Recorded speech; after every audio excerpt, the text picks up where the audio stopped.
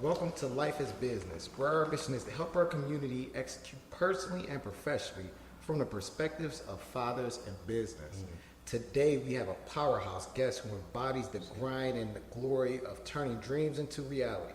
He's a true product of Detroit, with roots in the city of public schools and a transformative journey at Howard University. From shaping up the political scene to driving economic empowerment at Michigan's only black-owned bank, this man knows how to get things done. He's been a trusted advisor to senators and congressmen, a champion of his community, and a leader who made history with his groundbreaking congressional campaign. Ladies and gentlemen, get ready for an inspiring conversation with the one and only Martell D. Bivings here on Life is Business. So, Thank you. Thanks for having me, bro. thank you for coming, man. Appreciate it, bro. Thank you, brother. Appreciate it. So I definitely want to kick it off. Tell me about your roots in Detroit and growing up in Detroit. Cool. Born and reared in the city. Born at Hustle Hospital. My mom was 19. I think my dad was like 20 something. So it was unique. After being born, we went to my grandparents' house on Finkel and Schaefer. So that was kind of like my early years. Daycare. Yeah, I remember going to daycare, Honey Bear Daycare. It was just really a lot about me. To this day, I believe in early childhood education. My daycare was super cool because by the time you left daycare, you could speak like 3 different languages, all that good stuff. But most of my rearing took place on Joy Road in Southfield. Okay. We spent a brief time in Taylor, like 2 years in Taylor. I was able to go to Blair Moody Elementary School. And then I was that child that maybe you put me in the category as problem child because I went to Golay Educational Center and the principal wasn't feeling my vibe. My mom didn't want me there. Then I went to St. Leo Catholic School and they wasn't feeling my vibe and they kicked me out. Then I went to Blair Moody in Taylor, and then we moved from Taylor, but Blair Moody wasn't feeling my vibe either. And then I was at Dixon. And then McFarland. So I went to like 6 elementary schools because I was just me. I had an idea, I had a thought, I had a perspective, and we gonna engage in dialogue about it, even as a child. Then Lessinger Middle School, then Cody, then Howard. So, but by the time I got in Lessinger, because I was such a problem child, they didn't know if I could do the work or not do the work, so they put me in special ed, and they didn't even go through the proper channels of testing me. So they just let's put him in special ed. And then when I was in Lessinger, so that happened like in 5th grade. No, 6th grade. No, yeah, 5th grade. Because after that we went to middle school. So 5th grade, the last part of 5th grade, last semester in 5th grade, I was in special education. So Dixon didn't have a special ed program, so they sent me to McFarland. And I was killing it. I mean, I didn't really know how they was playing me down, but I was in the 5th grade doing 2nd grade stuff. I was killing it. 1 and 1 is 2. See cat run. I'm like, bet. I'm here. I didn't even realize. And then 6th grade, I was in Lessinger, and I guess they have this thing called an IEP where they come back and reevaluate. And the person who was doing my IEP had pulled my file, and she realized that she had nothing to see where I came from. So they didn't test me. I guess there's just one that's supposed to be tested to see if they need to be in special ed, and that didn't happen with me. So the system just kind of put me in there, and I could have been left to the winds. But luckily, this educator, she was kind of on her duty. So they did a test, and they're yo, he doesn't actually need to be in here. He's actually tested higher than most people in his grade level. So they mainstreamed me starting in the 7th grade back into regular ed. So maybe I already had to a traditional reading class, a traditional math class, a traditional science class. So by the time we came out of 6th grade, it was he's actually ready to go straight. He could skip the 6th grade and just go straight to the 9th grade. And my mom was let's have a conversation. And she was I think 8th grade is good for your development. I think you should have an 8th grade year. Yeah. And she's it's up to you. And I'm all right, cool. But I'll do the 8th grade year. So I did the 8th grade year at Lessinger in traditional classroom setting. So from the 5th grade to the 8th grade year, that was the first year I was in completely in regular ed. And I learned during that transition, like the value of education. I still really care about it, but I'm like, yo, if you don't do the work, they think you are not prepared, or you can't do it, and they'll just throw you to the wind. So what did that do to you socially? Like you? It didn't do nothing to me socially. I just I remember my first report in science at Lessinger. We were working on photosynthesis, and everybody was supposed to just do a report on photosynthesis, and I killed it. Like understanding what had just happened to me, and being especially there, I'm like, I need to do the work. I killed that report. I mean, I had like definitions and sources and all that, and the teacher was like, oh, we didn't even ask for this. We got an A, and I remember that like sense of like, yeah, no, don't think I'm a dummy. Don't play me. When you said like they seen you as a problem child, like what was it that made you like a problem child in your mind? In hindsight, energy. I had high energy. I mean, I still have high energy to this day. Anybody knows me, like I'm on 10. And that level of energy with 30 other people in the classroom, it was just like, yo, bro, calm down, man. It is not working. And but that actually goes to education. And my approach to education now is like how we're educating men and young men has to be different. We have so much testosterone. I keep messing on that, bro. We have so much of it. It's just like you can't expect a young man to come to class 8 o'clock in the morning, be quiet, sit down. That doesn't work. And for me, I learned years later in dance that it's best that I do something active in the morning. So if I'm doing something that exerts this energy in a positive way, that when it gets time to a traditional academic setting, math, English, social studies, history, I'm able now to have like just enough energy to sit down, receive the content, and do the work. So you learned that. So you learned that about yourself at that time.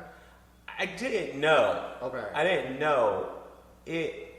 Years later, I met this young lady, and she was all into like the sun and the moon and the stars and mercurial energy and all of that. So she started saying stuff about me and like my sign. I'm a Taurus, moon rising, like that. That was her thing. I just kind of respected her.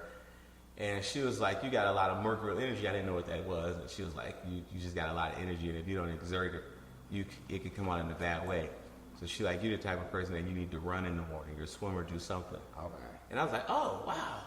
Maybe that's why when I got in dance, it kind of shifted my perspective. Because when I got in dance, I went from like, oh, God, he here again today. They're like, hey, Martell, you're here today. And like, teachers wanted to help me, but like, it was a journey. Mm-hmm. It was a journey, and it was just how we approach education and educating our youth has to be about based off the individual. Mm-hmm. Sometimes it has to be based off the sex, mm-hmm. and putting them in the best environment for them to tap into what God gave them, so that they can really hone into that. Now let me ask you. Now, even from a perspective like that, where you say, because I believe that too, that teaching, especially when you teaching somebody, that's more personal. Everybody don't learn the same. No. Now, that's not possible to have that like implemented into schools though, like to where personalized teaching. Is that possible? I mean, you have some schools like that. I mean, of course, you got some private schools like that, and that costs in the thousands, 100,000. Are you familiar with this term, house rich? No, not fair. So people might be like, they might not have it economically, but like the value of their house. Oh, gotcha. Yeah. Like we ain't got nothing else, but we got this house. A term that's coming around a lot today is school rich. I have a lot of friends I have a friend who has 2 daughters. I think they're both in like elementary, so like below 6th grade. And he and his wife are paying like $20,000 to $30,000 a year to learn blue and green, ABC. And it's so, but everybody doesn't have that. Mm-hmm. Those needs. Yeah, I was just looking up something in my phone because it was a video speaking on what you was talking about. Okay. About like schools are not structured to educate young men because of what you're saying, like our energy and our testosterone and things like that. Like, you need to have things in place. And he's a great speaker, so that's why I wanted to put a video up so we can share it with the audience as well.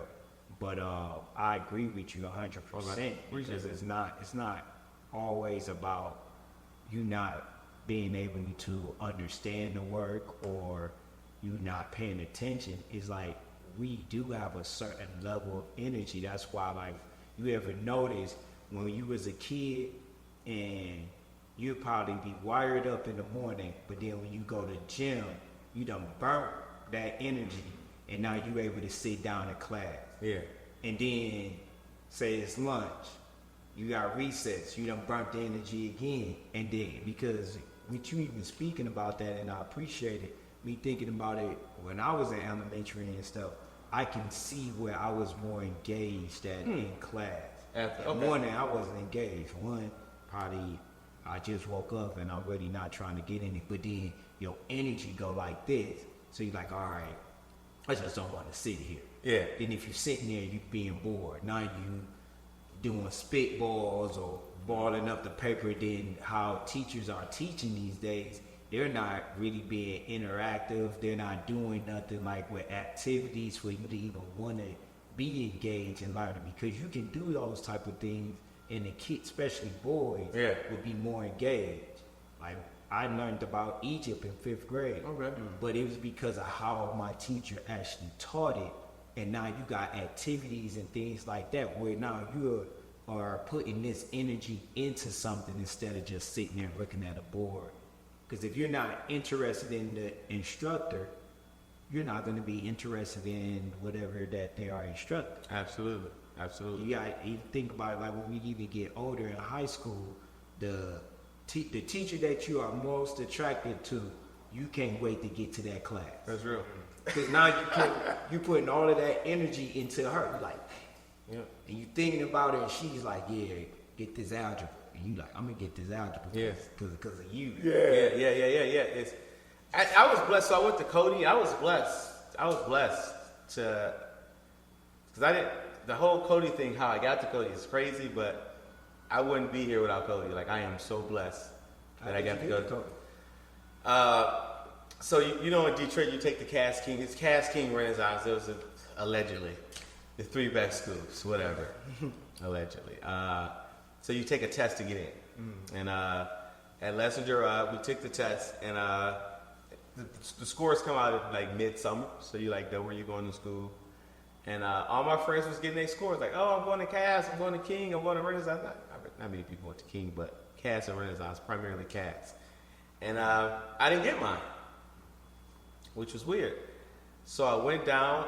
This was honestly my first research project, because it was like an adventure. In summertime, I took the Joy Road bus all the way down to Woodward and Warren.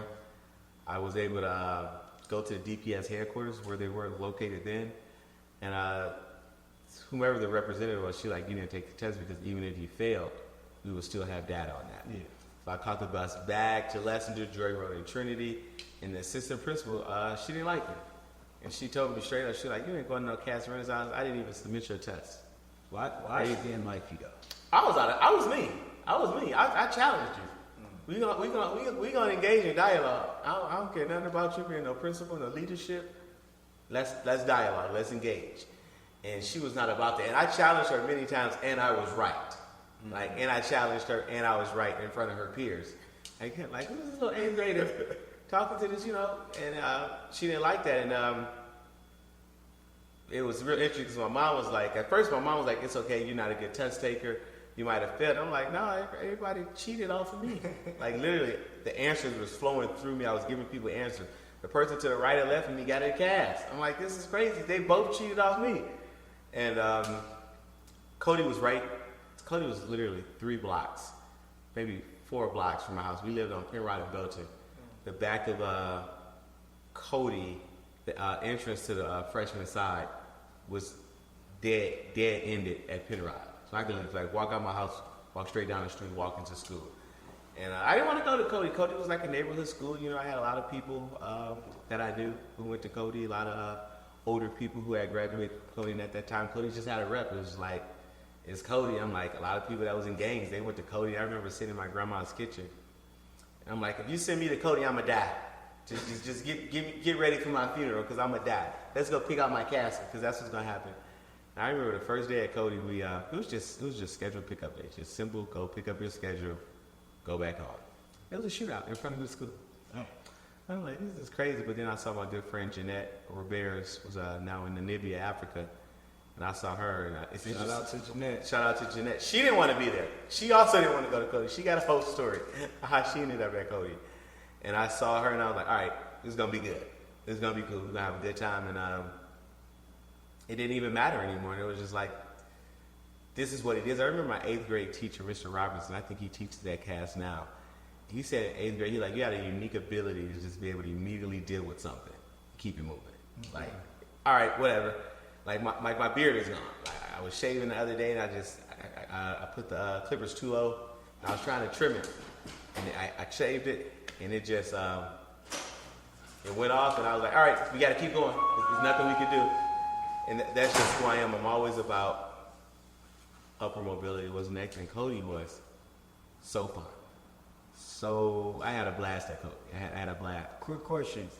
With your teacher pointing that out, how do you see that playing into the different things that you start going into? You don't have to answer it now, but just speak on that in every stage of where you've seen it helped you in Cody, and further, even in your professional career now. It's interesting because when Mr. Robinson pointed it out, I was like, oh, cool, whatever, thank you. And Mr. Robinson didn't give out many compliments, so at all. It was something that I've always taken with me. I was keenly aware of it since he mentioned it. So I was cognizant of it. So it's just like, move on, move forward. You can't deal with this. You got this happened to you, or this is what it is, or it is what it is. So let's go next. And it's interesting because it's a pro for me, but it could come off as a con to somebody else. Because in a relationship, I'd be like, all right, next, let's go. Yeah. Like, all right, cool. This is what happened. This is what we're doing next. And then like she'd be like, oh, you don't want to do. It's over. You dumped me. It's been nice. See you later. I remember this one girl, she dumped me, and I was like, all right, cool, please don't reach out again. She like, reach out again? Like I'm a business partner? I'm like, all right, you just said you don't want to be with me. But I think that's good that you always thought in an abundance mindset. I appreciate that. Yeah, that's one thing I'm picking up from what you saying. But that's one thing I pick up from a lot of successful people, period. They think in a very abundant mindset. I appreciate that. Yeah, if you don't close a deal, you know it's going to be another one later on down the pipeline. If something don't go right your way, you know, we got that creative problem solving to where we like, oh, we gonna get it done either way. We gonna get it done. I had this one friend. She was like, so like, she needs to know everything before she moves. Like everything. Like, I gotta go right, left. I'm like, let's go. Let's just move forward. And I remember she called me once when something wasn't going well in my life, and she was like, you should do this, you should do this. And then she like, well, anyway. It always works out for you anyway. And it does. Mm-hmm. It honestly always works out for me. Like, I found dance at Cody High School. And I grew up on Drury Road in Southfield. Nobody in Drury Road in Southfield is saying, boy, go get them ballet slippers. Let's get to the studio. That's not the culture of that neighborhood. Or in Detroit, especially for black. Especially for black men. No, it's not. And it's I found dance because I didn't really care for I knew the importance of education, but it wasn't my vibe. It was just like, I was just like going through the motion, like, all right, next, graduate next. And at that time, I still was dealing with my father issues. My father wasn't like 100% present in my life. He was around. He was accessible. I could give him a call. But he wasn't Joe Jackson. You know, he wasn't, I didn't get that type of guidance. And it kind of affected me. It affected me for a long time. I'm over it. Like now where we are, like it's interesting where we are now because it's almost like that's my friend. He'll hit me up like, what you doing? And then still throws me. I'm like, what I'm doing? I'm chilling, Dad. How did it like, because I think that's a good point because that's what we are about, like that perspective of our fathers. But even for you, like being having that relationship with your father, and what ways did you see that it helped you, and in ways that it kind of hindered you, and then like especially with you getting over the things that you was well, for me, it was like, dang, I wish you were around more. I mean, because it's I think men need that. Yes. I think men need it. I think women need that. You need that same sex guide, see you, and I definitely need it, and I think was in a non-verbal way asking for it, and maybe through some of my behavior, you know, like I remember in elementary school, my dad, I guess I was Disney, and I was showing out in school, and my dad came up, and it was like maybe first or second grade, and my dad saw me, he like picked me up in the hallway and like slid me straight down the hallway like a bowling ball. You know, maybe that wasn't the best approach to discipline, but it was needed. You know, it was.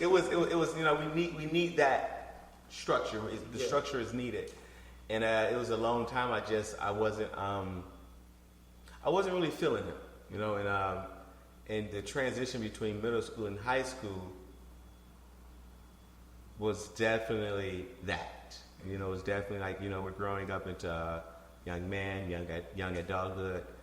And I remember, well, many people also don't know about Cody at that time. It was also like a college prep school. So it kind of like, you could kind of choose a bunch of classes that you wanted or the career path that you thought you might want to be on. And at Cody, it would try to like structure your education around that. And so for me, y'all remember that show One Tree Hill with Kyla Pratt? Yeah. So like, that's when my dude Red J started knocking down chicks. Yeah. So I'm like, so on One Tree Hill, everybody, they were in like the drama program. They didn't seem like they ever went to class. It seemed like they were always working on the play. So I'm like, bet. I play football, so I always would have to leave like during the afternoon, go get ready for the game, get ready for practice. And then in the drama program, I'll always be doing plays. So I probably only have to be in class just a little bit. This is my 8th grade thought process, and I was thinking like, hey, this way I can still graduate and not have to go to class. Because in my mind at that time, if I graduated high school, my father didn't graduate from high school, so if I graduated from high school, I would be better than him. And I want to talk more about that mindset when we come right back. We're going to take a little break real quick. Right. But when we come back, we are going to talk more about that statement that you just made, because I think that is a good statement to get into. So we are back.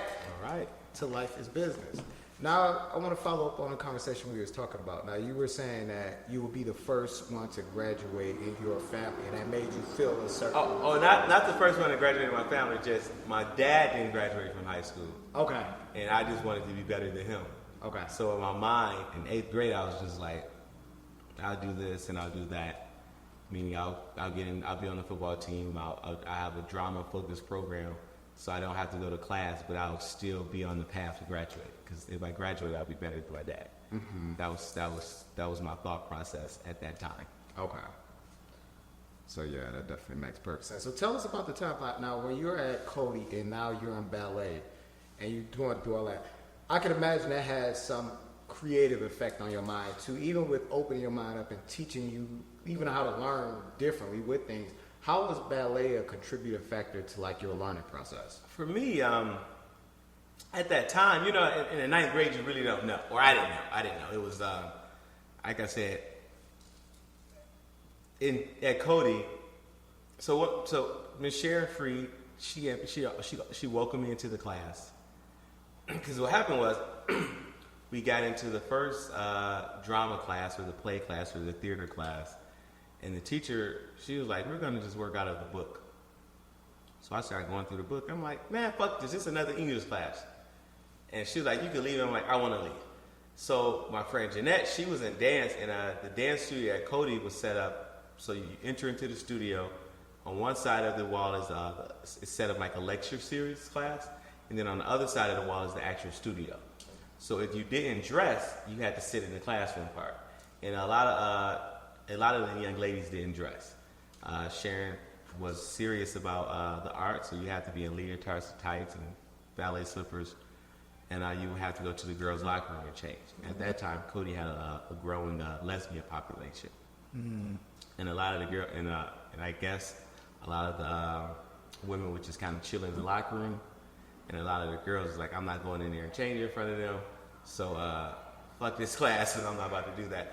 So I would go in. A lot of guys would just go in the dance room and skip, and then every day Miss Free would put us out, like go to class, and every day she was like, go to class. So I would go to the drama class, cause havoc, get put out, or I just would skip.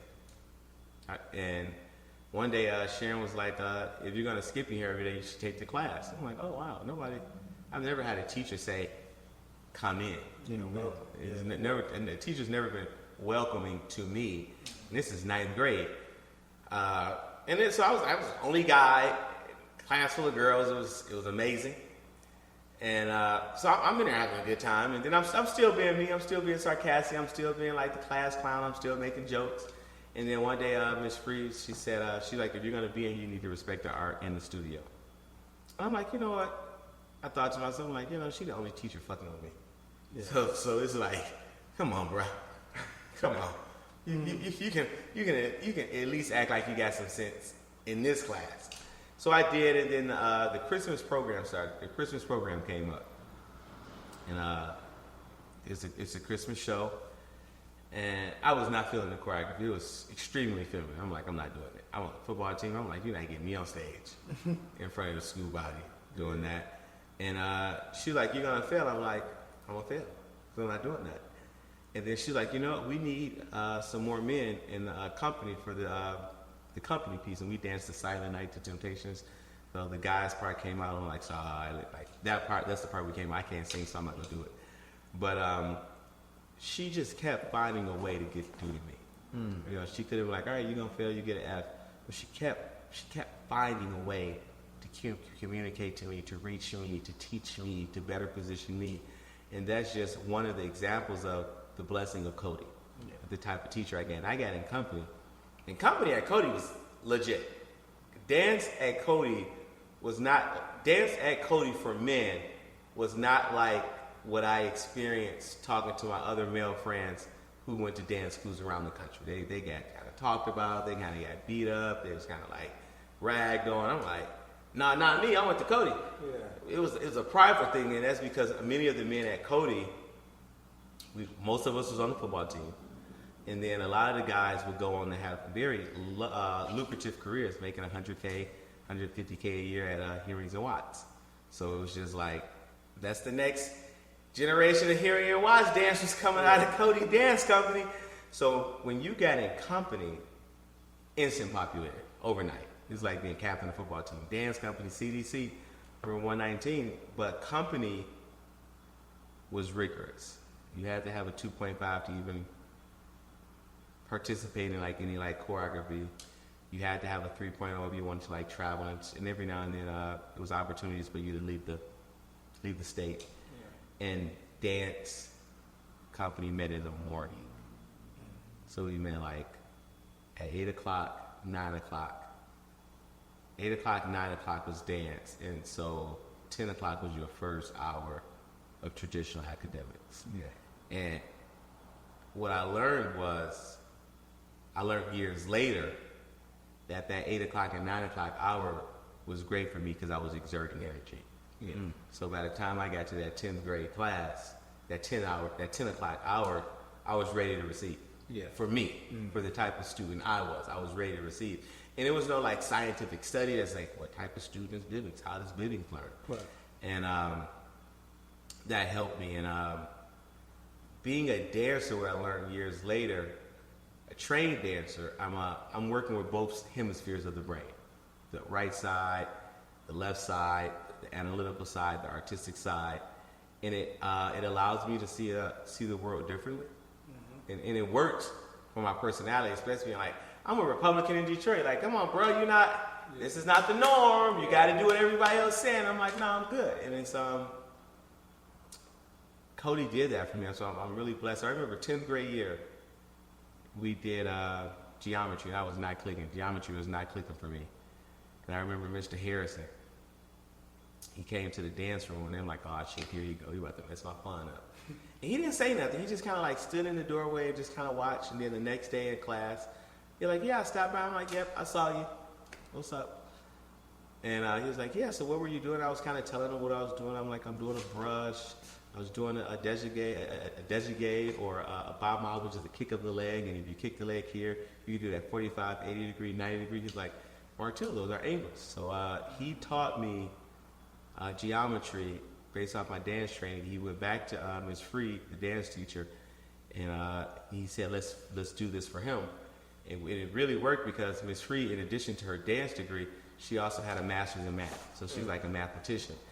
And I had a specialized approach for geometry at Cody High School. And it was just, again, another testament to the quality of teachers that I got at Cody. And it was, I wouldn't have got that type of attention, I don't think, at Cass. You know, like if you're at Cass and you're skipping classes, like your grades drop, you get kicked out. But like the teachers that I got while I was at Cody continuously found a way to educate and talk to me. And it helped me. And I think I talked to you about it last time. This is a book called Malcolm Gladwell called Outliers. Outliers is a good book. Y'all should make sure y'all pick that book up for sure. Oh, it's a great book, and it talks to you about like timing. Like certain things happen really well for people because of the time it happened.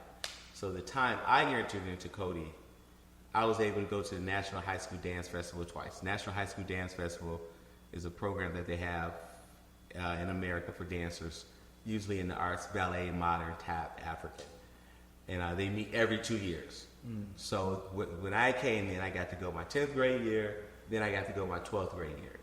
And my 10th grade year, and my family was like, we were like right at the entry-level middle-class family. Like we made just enough to be right at middle class. And what do that look like financially, politically, socially, like actually the middle class at that time versus what middle class might look like? So my mom, her and my dad were together, but she was married. But we were talking about it this morning. My mom felt like she was married, but it was still a single family household. She doesn't feel like it was like operating, husband and wife operating together to build a future for the kids. So from the outside looking in, you look and you see a bifurcated household, a bifurcated income, but it was really one. So like we struggled. We really, really struggled. But at that time, I didn't know. I was a child, so I didn't know the struggle. I didn't, I'm not paying the bills. I'm not sitting at the table. Right. But when we got ready to, we didn't do a lot of things, but my childhood was fun. I enjoyed it, so I can't like speak to the nitty gritty, the nucleus of the struggle. But we had it right there. We were right there. So when we got ready to go to Philly, it wasn't in my parents' household, but it was like, all right, let's pay for Bivings to go to Philly to the National High School Dance Festival so he gets more exposure. Right. Like, we ain't got that. I don't even know what you're dancing for anyway. Like, I don't even think that's cool anyway. So we sold M&Ms. We sold everybody in company. We sold them M&Ms. M&Ms, Snickers. You remember the candy, the boxes of candy. We sold them and candy kit. Yeah, we got enough for our plane tickets. And I remember the football coach that came to me. He said, "You got to choose between football or dance, because dance company, in addition to us practicing before school in the morning, we also practice after school. In the morning, after school practices went from like 5 o'clock to the engineer lab. If we had a show coming up, we were there from 5 o'clock until the engineer lab. And so that's like 11 o'clock. Like we like, but that level of intense dance training, I didn't realize that I was becoming disciplined. I was becoming extremely disciplined. I didn't know. I mean, like as a dancer, I'm asking my body to do something that God did not intend for it to do. And I remember the football coach came. He was like, "What do you got to choose between dance and football?" I'm like, "Y'all going to Cataract? Company going to Philly? I just sold a lot of M&Ms for this plane ticket. I'm gonna kick it with company." I'm gonna kick it with company. So it wasn't hard for you to make that decision. You made that quick. We was going to Philly. They was going to Catholic High School. Okay. I'm like, I'm out. No, listen, that's that, because especially in that time being a kid, if you got two things you passionate about or really love, it could be hard to make a decision. He chose the wrong week. He chose the wrong week But to ask. even the pressure though. Yeah. So that just shows like where you were at mentally as a kid and everything, because That's like right. you gotta think about, this is somebody that's one you probably look up to in a certain way. He's an authority figure, and they coming with a certain sense of a pressure to get an answer out of you, because I'm pretty sure he wanted you to go with football. I was nice. Like anybody who played football, I was super fast. I could take a hit. I could give a hit. And that's a critique of Cody, I would say. I think the football coach should have figured out how to make it work for me, the student, the person whom they were developing. And I'm like, he chose the wrong week. I'm like, we going to Philly, bro. I'm The definitely wrong week and the wrong approach. I had never been on a plane before. I had never been on a plane. It was the wrong approach. I'm like, I want to be on a plane. We're going to Philly. We got a room. We got a hotel room. I'm like, nah, bro. Kicking it with dance company. I see you later. And that was the first time. Now, on my father's side, we traveled a lot. I have family around the country, so we always did road trips. But this was the first time that I was leaving the state of Michigan without my parents. It was just like, we going to Philly? I'm on a plane? This is cool. And I remember we got to Philly, and a lot of my classmates, they were looking for, what is it called? Philly cheesesteak. And apparently it was like the best Philly cheesesteak was on South Street. And we spent all day between classes looking for South Street. Man, when we found South Street, I was pissed off. It looked like some bullshit on the east side. I'm like, what the fuck? You got me. This look like Harper. We spent all day we spent all day long to look for Harper. I'm like, I'm done with y'all. I'm good. I'm good. So I didn't kick it with them no more for the rest of the trip. I would go to class. And in class, it's just like all day of different techniques. You got ballet 1, ballet 2, different styles of ballet. You might have tap, you might have modern, you might have hip hop. And I mean, I love that. And I didn't even know, still in that process, I was becoming extremely disciplined, ruthlessly disciplined. So you think that added more discipline on you than football did? Yeah. Really? Oh, absolutely. Oh, wow. Absolutely. Okay. I would have thought it would probably have been football. You know, it's crazy. Yeah, it's interesting. Even though the football team is all male coaches, it's very male dominated, very fuck you, get it together. I remember one time we were doing up downs and I wasn't doing it right, and the coach had came and like he's a coach. I'm a whole kid. I'm a boy, literally. He like picked me up. He was like, I want you to chop your legs, throw your motherfucking ass on the ground, and hop the fuck back up. That's an up down. So even in all of that type of setting, dance was still more disciplined than football for me. And I mean, I shine. I mean, and that approach to coaching, I agree with even to this day. And I know a lot of parents wouldn't agree to that, but it made me a better football player. Like everybody know when I got under Coach Bobby, and he was on the defense, my football skills got nice, but it was dance. Ballet is where I got discipline. I mean, like I'm asking my hips to rotate to 180 degrees. The hips are not designed to rotate to 180 degrees and do it while you're on your toes with one leg in the fucking air and make it seem like it's fucking easy. Yeah. So it's like, I got super disciplined. And so after one of the classes in Philly, they was about to go do some bullshit. I don't know what the fuck they were doing. I was done kicking it with them. I just kind of like walked to like the Liberty Bell, Declaration of Independence, and I just kind of like kicked it on my own. One night I had dinner with Miss Freed and her sister, and they had tea. I had never had tea at dinner. And I'm a tea snob to this day. I'm like, tea? So they like introduced me to something. I remember coming back from Philly, and I'm like, I'm going to college. I'm going to college. I made that whole decision. There was nobody trying to like guide me into that. I just was like, I'm going to college because my thought was, this is my way out the hood. This is my way out. And I think in that time period, I ascended beyond I want to be better than my dad. It was no longer about beat him. It was really just about, let's go on this Martell journey. Yeah. Let's see where they take you. And I'm like, I'm going to college, and I know I'm going to college out of Michigan. I wanted to be out of the state, and that's why. I just wanted more. I wanted more. I wanted to learn more. I wanted to be around different places, see different things, and that's what that one trip in Philly did for me. It was just like different, and I was on my own. It was like no mom, no dad, no brother, no cousin, no sister, just Martell journey, explore the world. And that's why I fundamentally believe in exposure. If you ever want to know what hill I'll die on, I'll always die on arts education. I believe in arts education, dance, music, instrumental, pottery, drawing. It all needs to be in our K through 12 education, because it could be a pottery class that somebody can tap into, and it helps them be an amazing scientist. And so I will always die on an arts education. Is these things that you'll be pushing for as you run for Congress? Yep. So if you go on my website, Bivings for Congress, I'm probably the only congressman or the only congressional candidate that one of their issues is arts education. Mm-hmm. I fundamentally know that this version of me you wouldn't have without dance. Yeah. So when I got back, after that trip, dance was serious to me. Up until that point, it was just like, whatever, kicks and giggles, bunch of females in the class, let's have fun.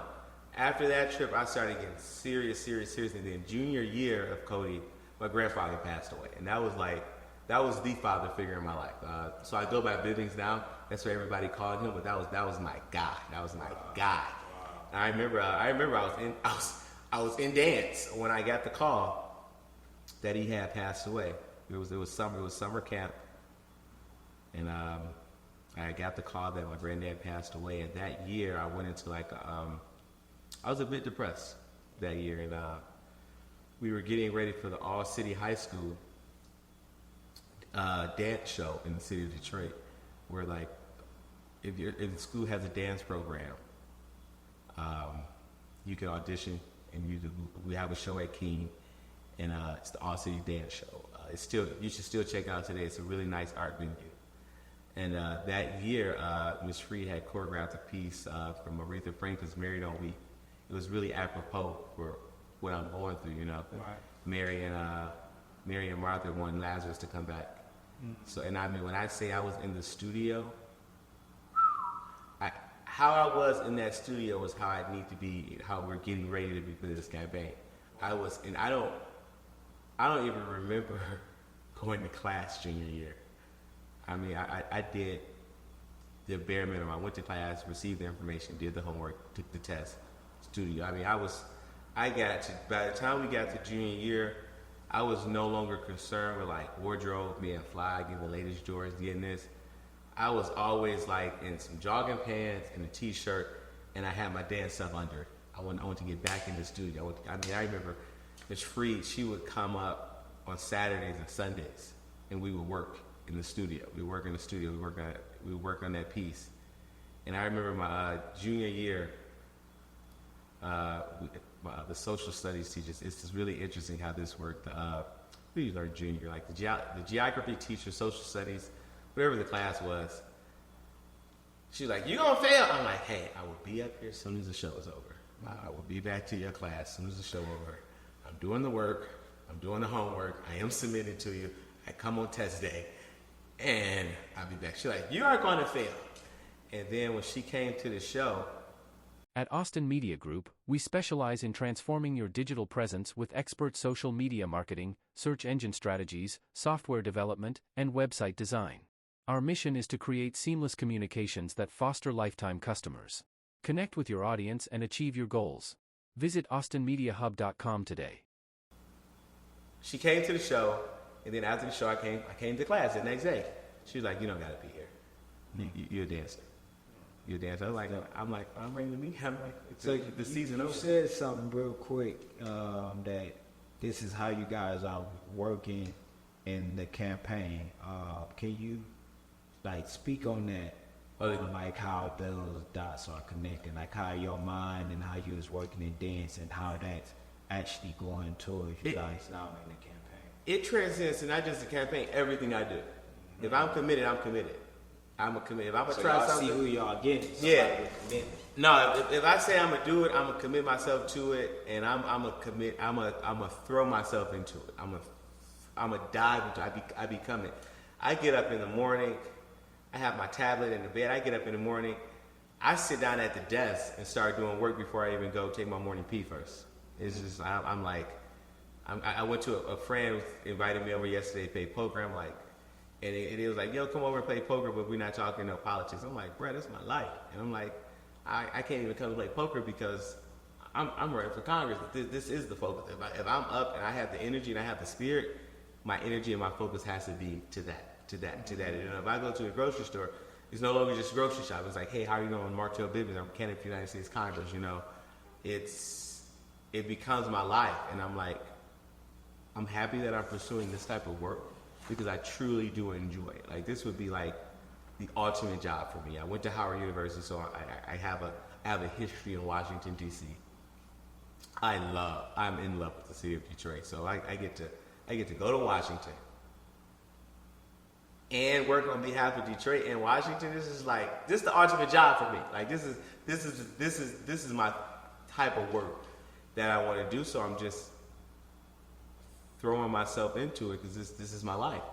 And people that I surround myself with and bring into this, they gotta be able to accept that this is what Bivings is about. This is what Bivings is about. This is what he's about to be on. Because I mean, we'd be in that studio. I remember the first time my brother came to the studio with me. He's like, "I'll never go to the studio with you ever again." Because I'm like, "Oh, we're just going to the studio." We had a show coming up. I'm like, "I'm just going to the studio for a quick rehearsal." 9 hours later, 9 hours later, one song. He's like, "Never again. I'll never go to the studio with you ever again." Yeah. I'm like, "My bad," because it's like you are.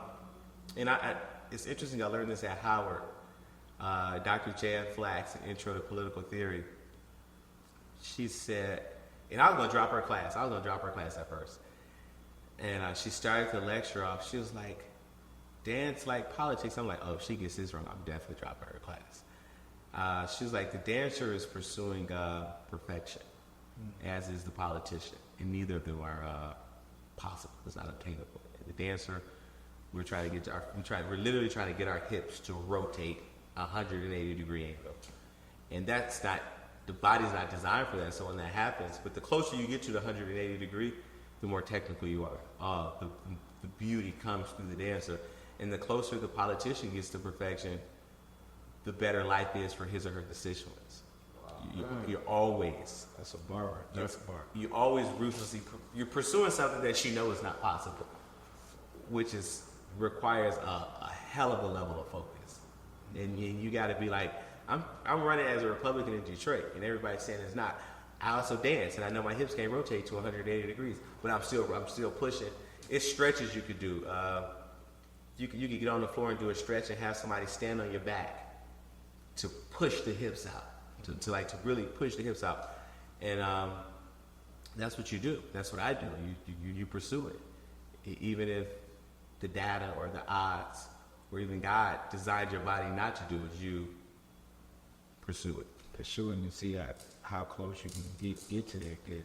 Success is going to be coming on the way, either way. It's coming on. I remember one time in dance, you do a retrograde. That's kind of like your toe. Retrograde is French for like toe to knee. And when you do it, you still want your hip to be at a 180 degree angle. And my hip was hiked. And it took me almost like 6 months to figure out how to drop my hip and do this. And I figured out in my sleep. I was asleep one night, and I kind of turned, and I felt in the sleep, I felt the hip align. And I got up, I'm like, "Oh my God, wow, my hip is dropped, this is perfect, I can't wait to get to class." The next day I got to class, and I showed the professor, she was like, "Now you need to work on your extension." It was always something, always next. And it's a plus to me, but if you're on my team, it's a fault, because I never focus on what's good. And they were like, "Oh, that was really good job." I'm like, "All right, cool, next." And so that's something I got to work on. Like if a team member is doing something and they accomplish it, I need to pay a little bit more attention to it, because I just be like, "All right, cool, now this is what you need to work on." And that's the dancer in me. And one thing I love about some of the stuff you were just saying, and it put me in the mind state of like champions. When I seen his interview with Kobe, and he was pretty much talking about how he made basketball his life. So he was just saying like, okay, I knew I needed to practice with my left hand, so I did everything with my left hand. Like brush my teeth with my left hand, I did this with my left hand. Pretty much he implemented it into his lifestyle. But that took me back to when you said that how you like even when you go into the grocery store, whatever you're doing and all of your stuff. So yeah, that I definitely love that you're doing that with how serious you took politics and went into this realm. Oh man, the other day I was on Chalmers in Harper, and this brother had pulled up to the side of me, and it was weird, very weird. It's interesting when you throw yourself into it, how God and the universe would just like give you what you want. This guy pulled up, he's like, yeah man, everything is through God. It's not if you want it, do it. And I'm like, hey man, I'm Martell Bivings, I'm running for United States Congress. And by that time, the light turned green. He was like, pull up. I'm like, pull up, and we pulled up. This is Chalmers. Like the data said, you don't talk to no random person on Chalmers and then ask them to pull up. Like you about to get mugged. And we started kicking it, and we started talking about Republican views and conservative views. And then he put out a picture with him and John James. And I'm like, and that's what I keep telling people. It's possible. You just got to do the work. I'm at the red light. And this guy, he didn't even know me. And we ended up talking, and I was able to invite him to the President Trump event when he came over to the West Side. And he was like, I'd love to be there. And it was just like, that's what happens when you keep on working on your turnout. You get closer to 180 eventually. Yeah. But you got to work on it every day. Yeah, it's all about those building blocks. So we'll be back in 1 second, and we'll get a little bit more intel on how it was at Howard University. So we'll be right back. Okay, thank you. Go ahead. No, let's have this candid conversation. Because, like in elementary, the teacher that I was telling y'all about, they introduced me to Egypt, to learn about the Egyptians and everything. She also a teacher that introduced me into ballet. I didn't know that. Get out of here. I left after day one. After day one? He was doing the jumping across like the stage, and then like, oh, you a natural. We have athleticism. Yeah, the jump. So I'm like, oh yeah, this that was dope. But then it's like, yeah, you have to get tight. No, it's not dope. It's interesting because you got to introduce that to a black brother coming from the hood. Slow.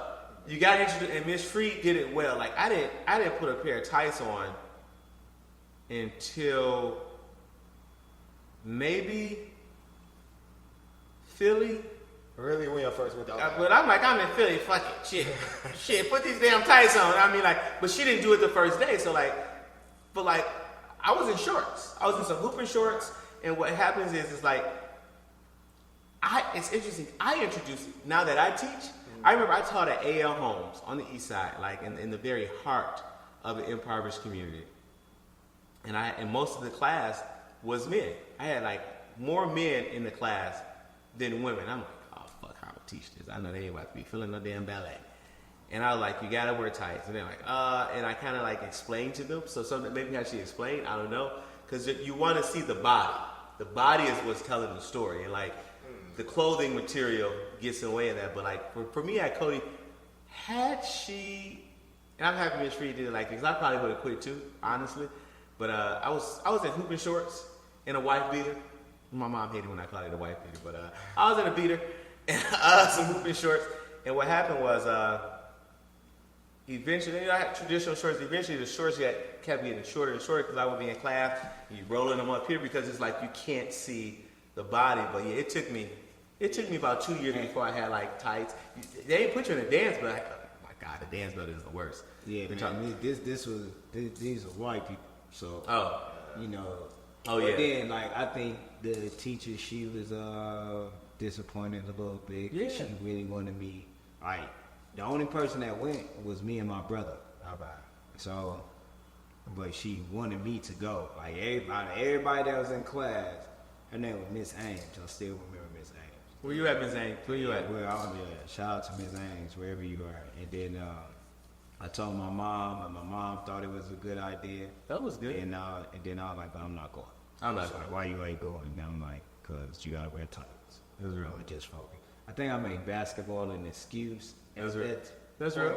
But I didn't really got serious into basketball then. But I'm like, I'm gonna just focus. You would have been even better. Yeah, and I heard people say you would have been. Oh my, I heard people say that that's contribute more to football, but it does help in basketball too. So what happens is when I had the kids at AL homes, a lot of the guys wanted to get ready for basketball. So what I did was I made the ballet class.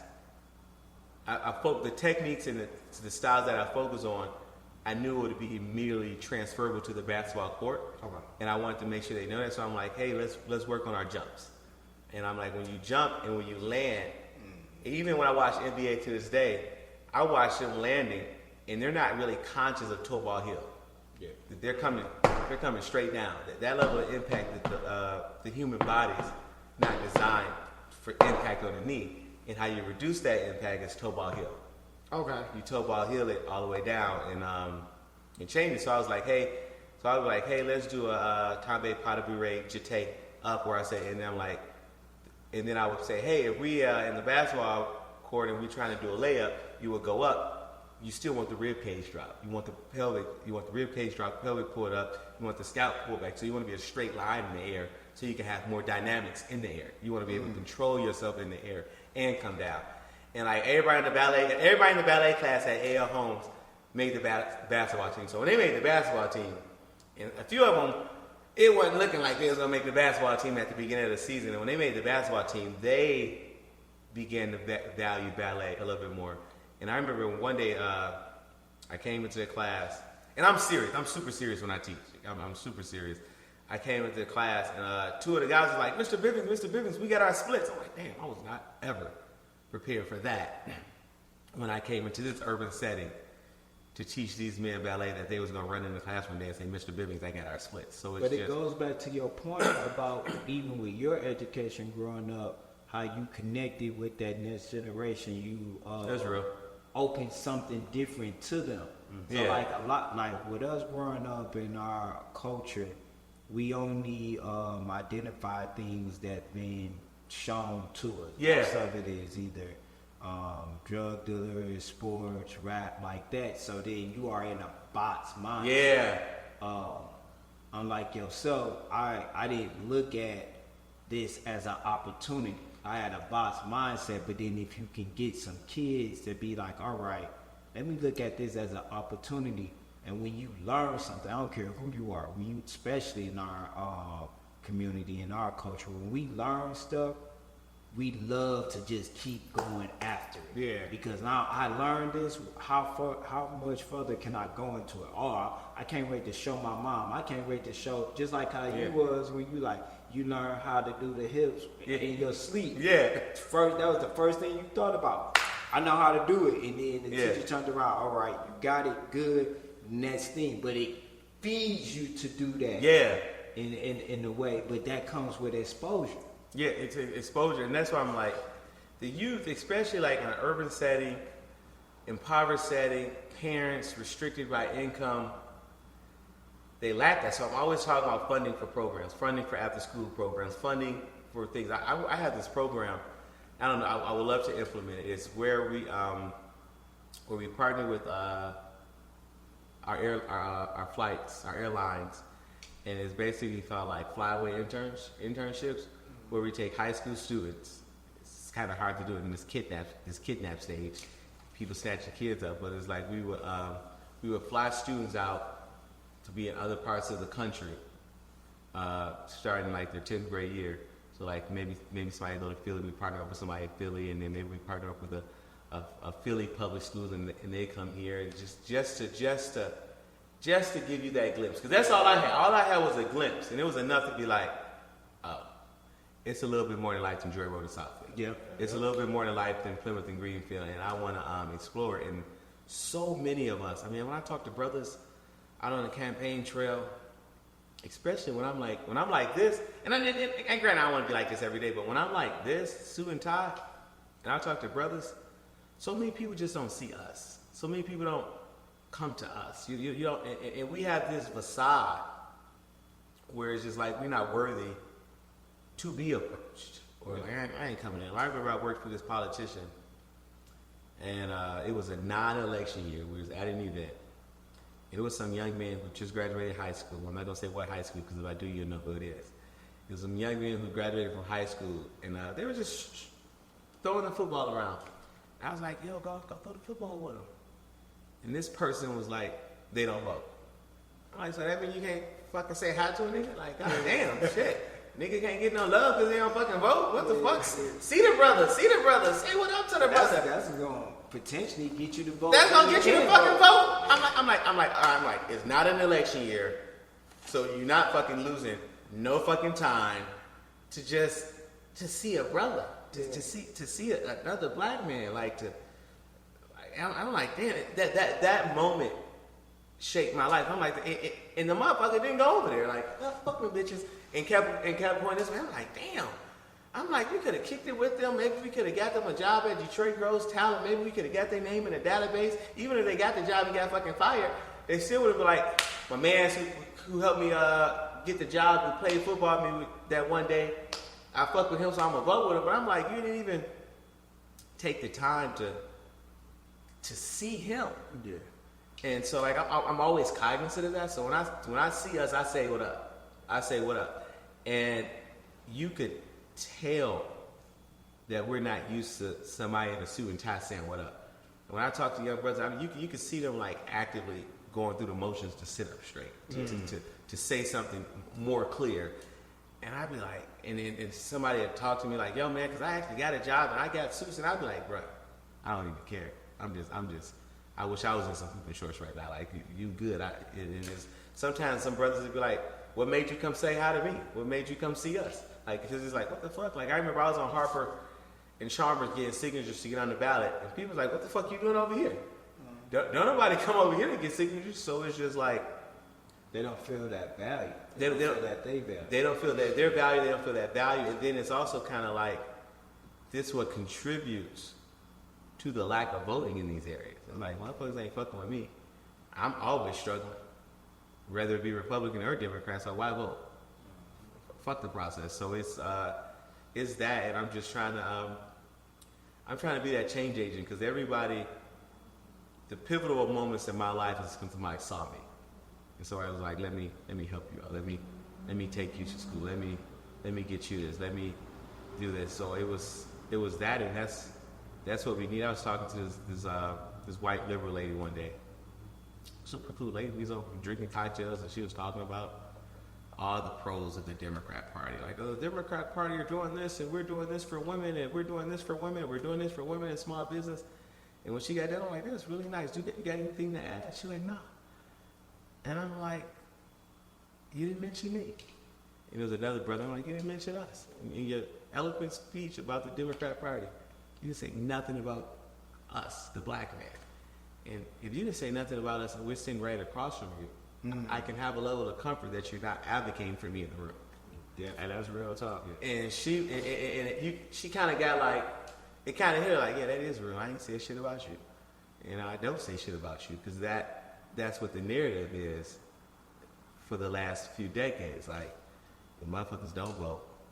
I ain't gonna say shit to them. And I ain't gonna advocate on their behalf. Fuck them. And I'm aware of that. So that's why I hope 60,000 black men vote for me. But it does help. But we just gotta see each other and do for each other. And I think if we do that, and when we do that, it makes political figures work differently for us. Yeah. So. Yeah, and I think that's across the board too, because I had a conversation similar to what, your point. I was like, if you think about, I know at my schools, the people that came and visit, it wasn't us. It wasn't like the three men that's sitting right now talking to the people. If they got somebody was a athlete, I remember I was at Northern, they got Big Hurt and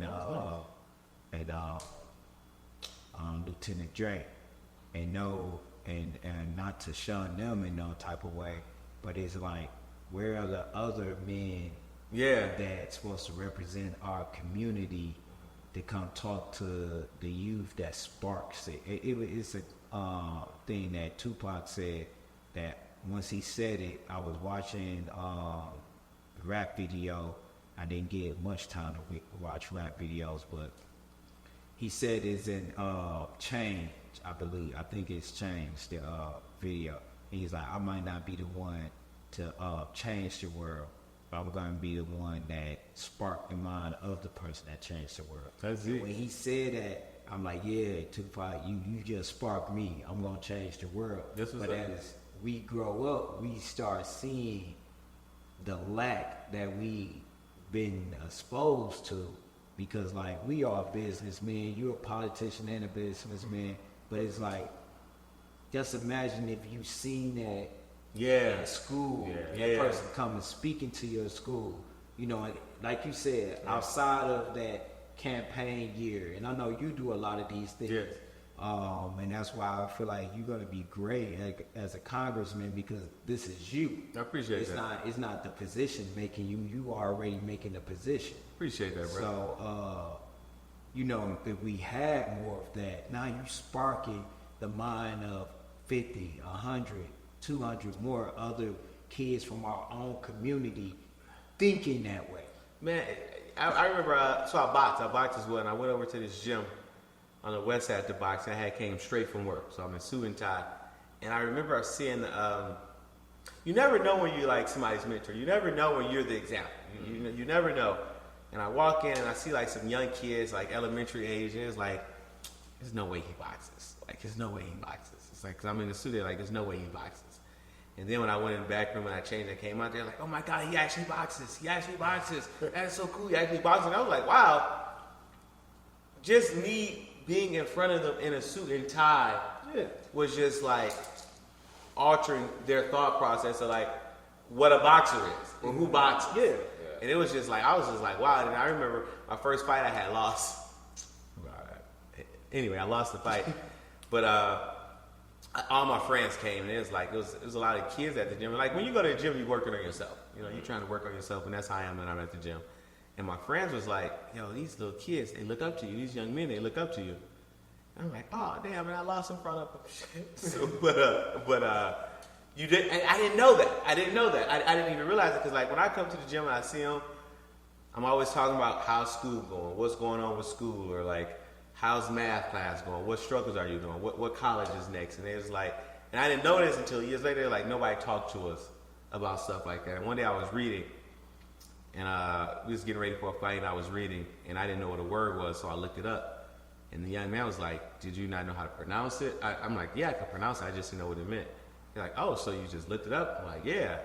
And like that little thing was like a spark. I was just doing me. Yeah. And there's so many in our community, so many black men that don't have that role model, don't have that person that's gonna spark their thoughts, and it's just they lose purpose, man. It's I got some of my family. It's just like when you kick it with them, it's like, damn, bro. It hurts. It's like you can just see that the purpose is gone, or they haven't tapped into the purpose, and there's nothing you can do.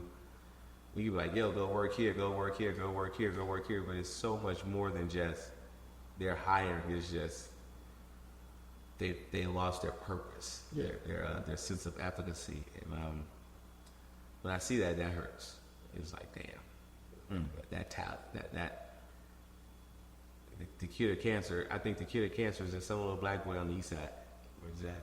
So let me ask you, when do you feel like you found your purpose?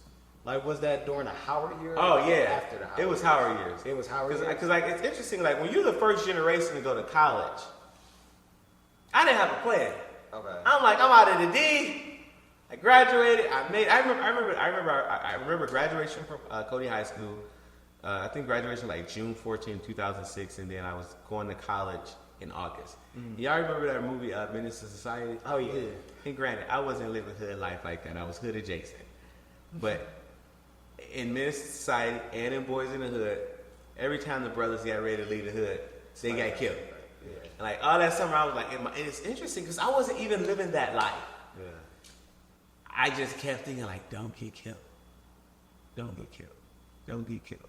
You're almost out of this bitch. Don't get killed. And I was walking the street. I was like, I'll walk across the street safe. I wait till the little man say you can walk. I still look both ways. I was just really scared because that's what the data said. When you're trying to ascend, that's when they get you. And I was just so happy when I got to college. And when I got to Howard, that's black magic. I'll come out. That's the Black Hogwarts. It's just like the whole damn institution. Everybody there is there to strengthen your black mind and make you a better version of yourself. From the gardener to the janitor to the dormitory director to the random resident in DC living next door to the dormitory. Everybody that I interacted with was there to develop and strengthen me. I was in a pressure cooker for 4 years of intense. I remember the dance director at Howard, one of her favorite quotes was, Mr. Bivings, you need to be breast milk, titty, nipple, sipple ready. I'm like, what the fuck is she talking about? I'm just trying to dance. And she in here saying, Mr. Bivings, you need to be breast milk, titty, nipple, sipple ready. I'm like, what the fuck? And I remember, not until she passed away, sophomore year, I came home, my Aunt Rouse was breastfeeding. And I think our son, I was a little bit red. And my granny was like, what happened? She was like, oh, Auntie Morris, when I brought the titty out, the milk just hit him in the eye. I'm like, damn, ready. Breast milk ready. It hit me like, you just need to be ready. And that's the type of education I got at Howard. It was just always be better, be smart, outthink them, outmaneuver them. Writing intense. I did not write well when I got to Howard. Writing intense. Like, god damn. Before I turned a paper into Dr. J, I would get it right. Because they're like, you fuck around and be writing one paper all semester. It's going to be doctoral thesis perfect before you get this grade. And that was a lot of my classes. But it was in my political science class that I really honed in on my purpose. Intro to political theory. The intro to political theory was sophomore year. And I remember, people was joking with me because I was, in the School of C, School of Communications. I was in COAS, College of Arts and Sciences, a dance person, and I was in political science. But people would joke with me, so what you going to be, some dancing, communicator, politician? And I would just go along with the joke, yep, that's what I'm going to be. That's what I'm going to be. Like I said earlier, the intro to political theory, when she introduced the theory of turnout and perfection, I was like, damn. I was supposed to be in that class, or I was supposed to be in the School of Communications. All my areas of subject matter came together in that moment. And we learned about Plato's theory, and Plato's theories is what's playing out right now in America. It's everybody's so perplexed at why black men are leaning Republican, why black men are starting to go Republican, or why black people are even leaning Republican, and all of it is just there's more people at the bottom than there are at the top. And if the bottom realize that, they can affect the top. It's really the top's job or part of their purpose to keep the bottom docile, keep them unaware. Because if you're unaware and docile, and if I don't pay attention to this black man and he don't vote, I don't got to do nothing for him. I don't got to worry about him. But in the political structure, black men not supposed to be going Democrat. Hey, motherfucker, shut your ass up, bitch. You get your dumb, simple ass back over here in this Democrat club. We don't need that. We don't need you being a Republican. Then I'm a Republican. Now you done brought these 50 motherfuckers over here. Now we affecting fucking elections. Yeah. What the fuck? That ain't how the plan's supposed to be. You supposed to be a goddamn Democrat. You in goddamn Detroit. We gonna come around election time, give your ass some ribs and some chicken. Your bitch ass gonna vote for me, and I holler at your ass in 4 years. That's the plan. But if black people no, I want to focus on my economy. I want to focus on policies that allow me to be able to send my kid to a different school because it's better for them. Or no, I want to focus on safety for my household. And you know what, Donald Trump is who Donald Trump is, but I'm about to vote for him. You notice how every time a black man says something about being Republican, they shut him out. Ice Cube's just I'm about to have a conversation. Yeah. Shut your ass down. You a motherfucking rapper. Bitch, rap something and get the fuck. That's crazy, right? All they said is, I'm going to have a conversation with the person who's running to be the leader of the free world. At a high level, this is my highest employee. Right. This is my highest employee. So you're telling me I should not engage with my highest employee. And if you do, I'll cancel you, or I won't really focus on the content of what you're saying. I'll try to bring up, you robbed that score when you was 3 years old. This is a criminal. You know, I try to assassinate your character. I try to pull you down. We don't focus on what you're talking about. We don't focus on what you're saying.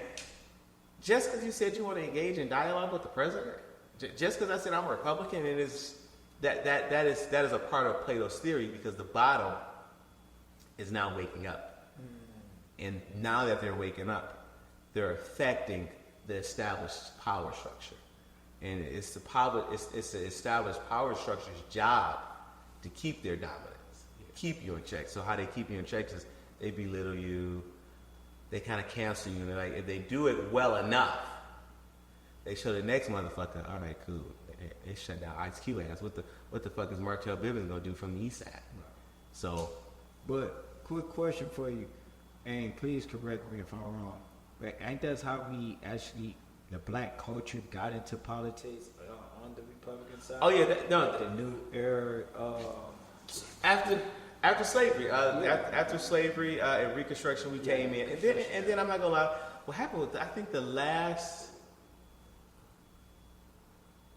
Republican in Congress was 1901, during what we call the Lily White movement. So after Reconstruction and just like any war, just like what happened with Afghan, what happened in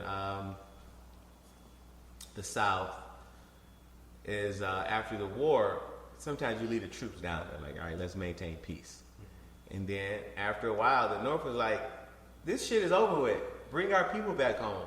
So the South, during that time when we had the federal troops there, black people, like, it's weird how quickly we began to prosper after slavery. Like, motherfucker picking cotton this day, the next day motherfucking crafting legislation. I think that was like one of our most like pivotal years. Like when you talk about economic, wealth, political, like that's where if we had a moment where we was being very competing with our white counterparts, that was the moment. You had people like Blanche K. Bruce. I still gotta read that book. Yeah, that's a great one. Paul Cuffey. Like you had not only wealth, but you had people like Bivings was saying coming out of slavery and being politicians on the Republican side. Yes, and it was hot. I mean, we were moving like we got the 14th, 15th, 16th Amendment, I believe. 13th, 14th, 15th Amendment when the Republican Party was focused on black ideas. And for a long time we were focused on black rights. I mean, Republican was running on black rights. And then at a juncture, I got this in one of my notebooks.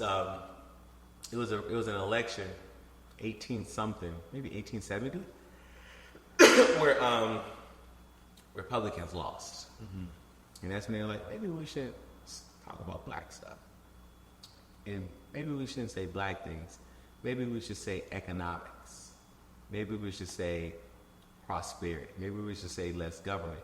Because if we say these things, these people still could benefit, but we're not saying black. And when the South got back in the chamber, and when the North started saying, hey, we want to pull our troops out of the South, they were able to really get back to the way things were. And they were able to, they started doing poll taxing and count how many marbles is in this jar for you to vote. So now the black vote got diminished. Remember, that's where the black population was. So they was shitting on. They was definitely the majority. They was like beating them out like 10-1 because of slavery. So it's like, so now it's time to vote. Hell yeah, I'm voting for Milton. Who the fuck else? Not you, Mike Duggan. No, I'm joking. I'm voting for the black person. I don't give a fuck what you say, what you do. And during the Lily White movement and Jim Crow laws, they were able to remove black people from office. But many times that's where you get the theory of they ran black people out of the Republican Party. Yeah. And it was the segregationists of the South. So I think the last black person in Congress after Reconstruction was in 1901. And we didn't have anyone, there was not a black person in Congress from 1901 to 1931. And that first person, I believe, was a Democrat, a black Democrat. And during the FDR New Deal, we kind of start slowly trickling in. And then also, this is what Chance the Rapper talks about. He says, they took us for granted. They just like used the blackface. Like, all right, cool. They picked them niggas to vote. But, all right, shut the fuck up. All right, we in power. And they start taking us for granted. Exactly kind of what the Democrats are doing right now. The Democrats are taking us for granted. So what I would urge my party to do, because my party is always like, I don't know why black people vote Democrat, because it's not in their interest, which is not. We're some of the most conservative people I know. But the party also is going to have to begin to reshape their ideas. They're going to have to reshape policies that they pursue, because just because the Democrats are running us out, we're not running out in droves. Like, all right, we out, we're going to the Republican Party. We kind of out like, you know what? Fuck it. I just cook tonight. I'm not going. I'm not going out there. I just stay home. We have to begin to be more attractive. And I think that's what Donald Trump is doing. He's more attractive to some men. Donald Trump, like, if you want to get money, I can help you get money. That's attractive. Yeah. That's especially in their community. What we're about to do, we're about to go to a quick break. Right. And then after this, I want to get back and talk a little bit more about Trump and a little bit more about some stuff in the future of politics for us. all right. And get in the fabric. That's real. Ladies and gentlemen, we are back at Business is Life podcast. Right. So today we have future Congressman Martell Bivings with us today. Thank you for having me, brother. Yep. And tell us a little bit about everything about the voting that's coming up. And I even want to hear more on your push for the 13th Amendment, but let's go more to like what's coming up and everything like that. So we got we are in a presidential election year, 2024. Donald Trump versus Joe Biden. You have your U.S. Senate race in the state of Michigan. Right now we got primaries.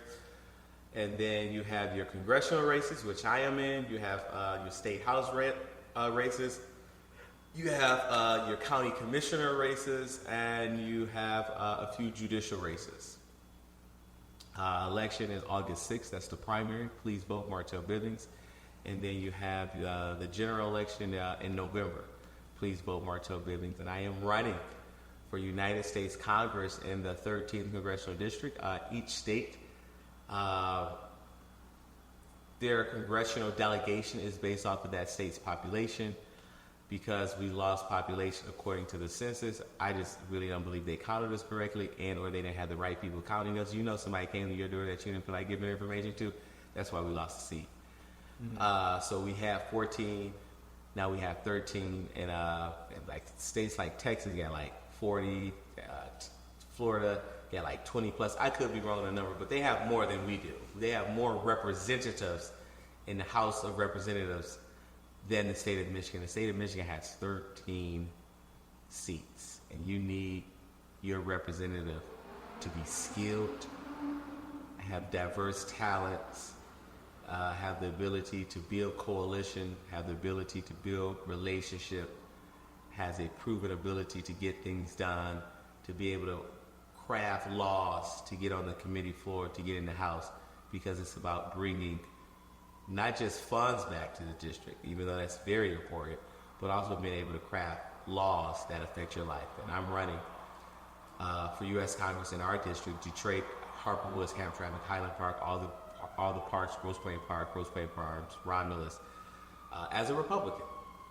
And let me ask you, what's some changes that you plan are you already thinking of changes that you want to implement, whether it be the school system, whether it even be like far as economic growth and everything like that? Is it anything that you're thinking already off back that you know you want to change? Absolutely. I want to get more funding for the arts program, arts education. I want to increase the funding for our teachers. I don't think that what we're paying the teachers is just feasible. I know several teachers who are going into their own income to bring supplies to school. That's asinine. I want to make it easier for homeowners, so easier pathways to new emerging homeowners. So I want to be able to give points out from a banking perspective for every 3 to 6 months that a person's been paying rent. So if you're paying rent $1,300 and you've been paying that, and you can show that for 2 years, 3 years, you probably can afford a mortgage. Maybe your income says you can't, but we also see that you've been paying rent for $1,300 for 3 years. That could go to your mortgage. I want to change some of that. I also want to give tax breaks to existing homeowners. Homeownership is real. Yeah. And what we have in the city of Detroit, we have a large elder population who just does not have the income for home repairs. And I think tax breaks can aid them in that. Those are a few of the things I want to do. I believe fundamentally in school choice. I want that to become a federal policy, that local tax dollars follow the child to the schools. So these are some of the things that I want to immediately work on when I get to Washington. Specializing in high-tech textile sourcing and sportswear manufacturing, Complete Dominance Athletics currently offers collaborative opportunities. These opportunities are for Putman to consult and help corporations, fellow fitness trainers, athletics organizations, recreational centers, and other entities develop and private label apparel lines for their own customers, clientele, workforces, and/or sports teams. Contact Complete Dominance Athletics at shopcdathletics.com. And I do want to touch on this for a real quick second. You had a chance to meet Trump. How was he as a person when you met him? You know, I'm me, so most people cool with me. You know, I'm from Joy Road in Southfield. I'm very respectful, so I give respect, so respect don't come in. And it was that, you know, his team was like, hey, Mr. President, this is Martell Bivings, whose team we partner with for this event. He's like, well, thank you for this. We won't forget you. I look forward to working with you. And we talked a little bit about that event, and it was a successful event over on the west side. And we took a few pictures, and then we parted ways. So I look forward to becoming a congressman and working with the president. A lot of people had an issue with that, which is crazy, because if I'm trying to be a congressman and represent your interests, and he's trying to be a president and represent your interests, I know your interests a little bit more than he does. He has to focus on the whole country. You want your congressperson to have the ear. So maybe President Trump, once he gets there, maybe he'll pursue a policy, for example, police immunity, something I don't support. I need to be able to say, hey, Mr. President, the way this language is and how it will be enforced is detrimental to the same people who voted for you in Detroit. Can we, before you affix your signature on it, before it gets out of the House, I'm talking to my caucus like, hey, that comment not going to work for me. We need to negate this whole sentence right here. That's what this job is about. And that is why our country is in the predicament that it's in, because so many people is like, this is where the party is, this is what the party is doing, you walk like this, you talk like this, and this is what we do at the party. And sometimes we need somebody in the middle to be like, yeah, what's up, man? This is not working. Let's change his language. So that's what I would be. And if I'm asking for your vote, you want me to have a good relationship with the leader of my party who potentially could become the next president. Because if I get there and I'm in a relationship with him, this is relationship building time. I'm in a relationship with him. I get there, he get there. You like, Bivings from Detroit who didn't talk to me on the campaign trail? Yeah. Bivings from Detroit who act like I didn't exist on the campaign trail?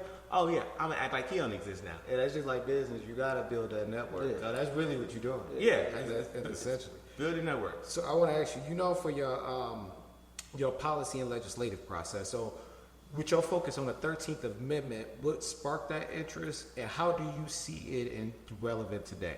So the 13th Amendment. Of course, you hear about the 13th Amendment in high school. You do great about it. You know, the 13th Amendment freed the slaves. But at Howard in U.S. history to 1867, I remember Professor Schiffer came into class. He just came in immediately professing. He walked in the door. He was like, slavery nor involuntary servitude shall be allowed in the United States, common except if one is duly punished of a crime. Period. Then he wrote it on the board. And he asked us very basic questions like, we all understand what a sentence is, subject, predicate, verb, agreement. We understand what a comma does to a sentence. We understand what the period does to the sentence. And he's like, you guys, Professor Schiffer was a white guy. It was Howard, so it was a predominantly black classroom. It was black. He was like, you guys don't have a full subject, predicate, verb, agreement of free. And I remember I was sitting back on a seat kind of like this. And when he said it, I remember like sitting up. And I got to the edge of the seat. And I'm like, damn, we don't. But I was like, somebody advocated for that comment. Somebody, that was negotiation. That was a relationship. So it's like the Republicans got us free, but then the Democrats came through. It's like, if I'm gonna vote on this bill, we got to be able to enslave them. We have to be able to legally enslave them. Language matters, man. And through that, I just knew one day I would be here. I would be running for office. It was just like, somebody got to advocate for the comma. Somebody got to say negate the comma. So one of the things I would love to do is codify the Constitution, the 13th Amendment, and just say slavery nor involuntary servitude should be allowed, period. Because I think that second clause gave birth to our modern day prison industrial complex system. And I think the path to altering our justice system and our criminal system starts with the 13th Amendment. And I think what better president than the motherfucker who got 34 counts to be like, yo, it's some bullshit. Right. We might need to dive into this language. I mean, like, in some states, and it could be in Michigan, if you jaywalk across the street, that's a felon. Now you got a felon on your record. You're not asking. I didn't know that was a felon. And in some states, like, if you look up, if you could be a felon. Like, you look at some shit you done did, you're like, damn, I could be a felon. And it's just like, you commit a felon, I commit a felon, we gonna have a hard time flipping the goddamn fries at McDonald's. Right. Meanwhile, this man, 34 counts, he a few votes away. He a few months away from being president of the United States. That is a hegemony. That's a power dynamic. That's an interesting paradigm we find ourselves in. And I think it behooves me to have a relationship with the president and say, yo, we really, you know how the prosecutor did you. Imagine how the prosecutor doing somebody from Mac and Dewey. Right. You know, so it's I think the Bible talks about individual benefits of persecution, like there's benefits to your persecution. And I think if Donald Trump wins, especially the path that he has had to go to get to that win, and if he really takes this human experience and use it as his guide to policy implementation and work with people like me, that his persecution could be a benefit to the hood. Okay. Yeah, I love that. Now, my next question for you is, some of your time at Detroit Economic Growth Corporation and First Independence Bank, how did these roles shape your understanding of economic empowerment? So being at the DEGC, that actually is what made me feel more comfortable being a Republican. Because I mean, I'm working for business owners. And I mean, we're running into policy issues or regulations or restrictions that's affecting their ability to scale. I mean, sometimes it was just like, why is this being regulated? Yeah. And this is at the municipal level. And I was at the DGC for 4 years, and I just learned about the grit minus no capital equals your ability to scale. But when you have grit plus access to capital, it increases the total sum of one's capability, their ability to scale, their ability to hire, their ability to affect our local economy, so many things. And so many people sometimes, entrepreneurs, they are being thrown out of the plane and they're building the plane while they're falling. And sometimes you don't need a government that's also in your way, that's also hindering your ability to complete the idea. Because what we learned in COVID, what we know from COVID is small businesses, that is the very backbone of America's economy. So my experience at the DEGC and working with small businesses, helping to open up over 50 businesses, bringing back the first black-owned grocery store, removing barriers, connecting to capital, connecting to resources, taught me like we have to amplify this, and it needs to be almost implemented at like a high school level. Like, we don't really our school system kind of trains one to do. Just like, hey, do this, come here 9 to 5, but it really doesn't. It's not really tapping into the artistic side of saying, hey, you could do this. Exposing people like you could do this. And those are some of the things that I would want to work on, and that's what DGC helped propel me to do. Like, I am always going to fight. Another hill I would die on is support for entrepreneurship, easier pathways to entrepreneurship, access to capital. I mean, like, how can we give an 18-year-old a $200,000 loan to go to college, but we won't give an 18-year-old $50,000 loan to start a business? So it's like we trap you. So those are some of the things that I learned from being at DHGC, and then being at First Independence Bank.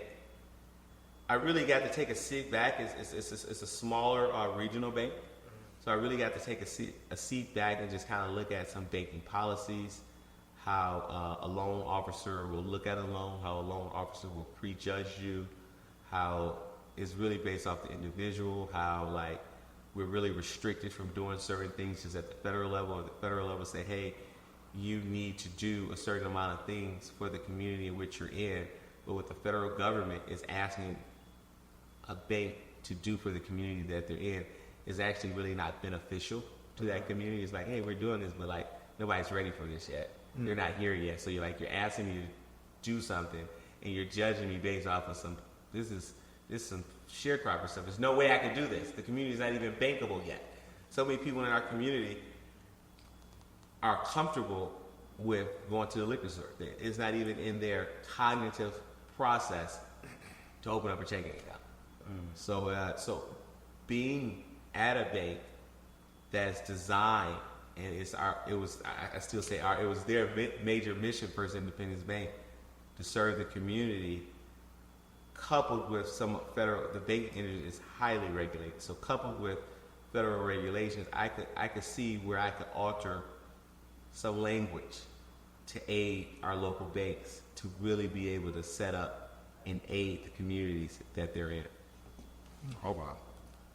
So yeah, that's definitely. You answered that eloquently, man. I appreciate it, bro. I did it for a year.